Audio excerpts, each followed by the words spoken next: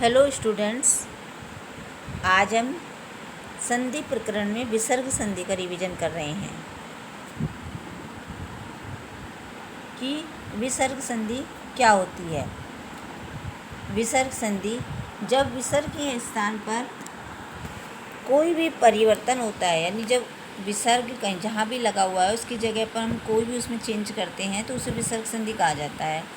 विसर्ग संधि 4 प्रकार की होती है: सत्व विसर्ग संधि, उप विसर्ग संधि, ऋतु विसर्ग संधि और लोप विसर्ग संधि।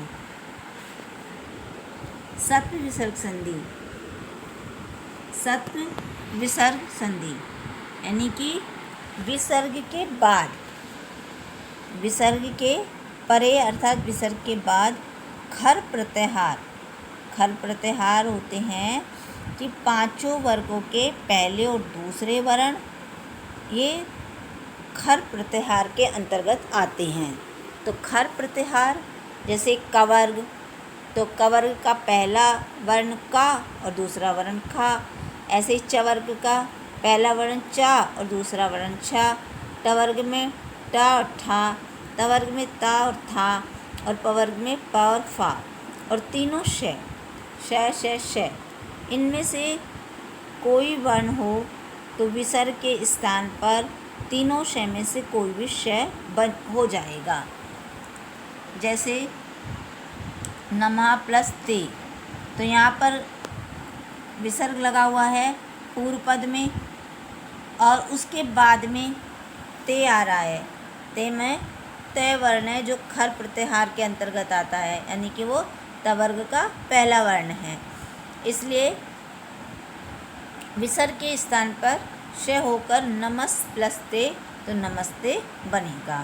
इसी तरह से विष्णु स्त्राता, तो विष्णु प्लस त्राता।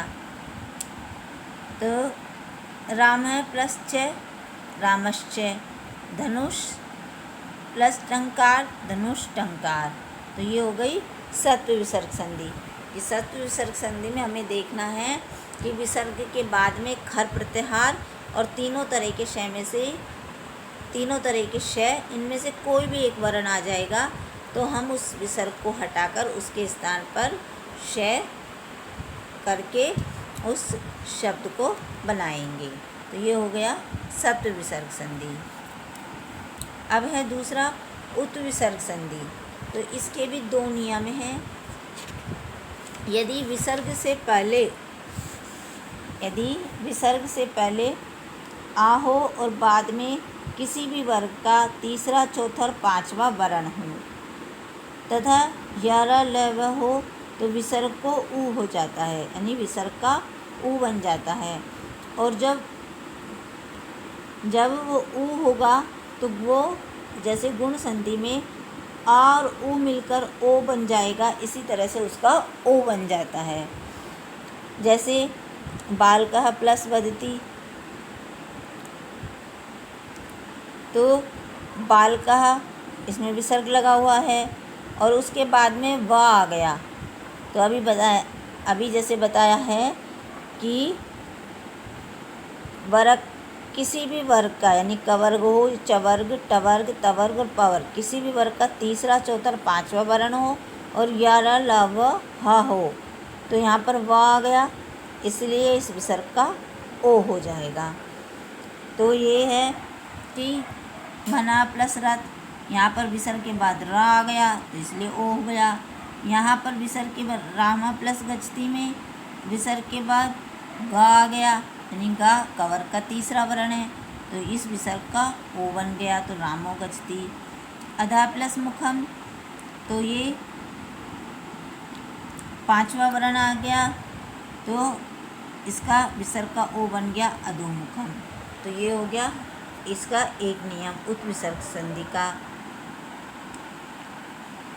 अब है इसका दूसरा नियम है कि यदि विसर्ग से पहले और बाद में भी आ हो तो विसर्ग का ऊ हो जाता है और इसी तरह से वो बाद में आ और ऊ मिलकर गुण होकर ओ बन जाएगा।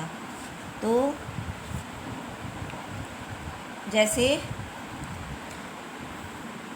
कहा प्लस अपि, यानी कि विसर्ग के बाद में आ स्वर आ रहा है, तो उस विसर्ग को हम क्या करेंगे, ओ कर देंगे, ओ बना देंगे, ओ हो गया। और इस विसर्ग, इस जो स्वर को है हम उसे अवग्रह चिन्ह के रूप में लिखेंगे, तो को अपी,